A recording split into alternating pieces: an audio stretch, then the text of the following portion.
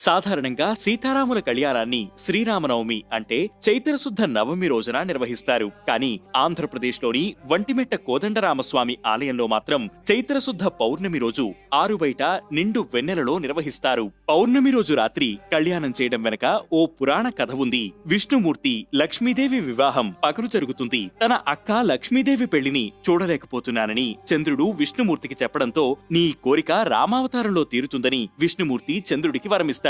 అందుకే ఈ ఆలయంలో నవమి రోజు కాకుండా చైత్రశుద్ధ పౌర్ణమి రోజు సీతారాముల వివాహం జరుగుతుందని చెబుతారు. ఒంటిమిట్టలో తొలిసారి సీతారాముల కళ్యాణం నిర్వహించిన బుక్కరాయలు చంద్రవంశానికి చెందినవారు. తమ వంశానికి మూలపురుషుడైన చంద్రుడు వీక్షించేలా కళ్యాణం నిర్వహించాలని, పౌర్ణమి రోజు రాత్రి వెన్నెల వెలుగులో సీతారాముల కళ్యాణం నిర్వహించారని, అదే ఇప్పటికీ కొనసాగుతుందని మరో కథ కూడా ప్రాచుర్యంలో ఉంది.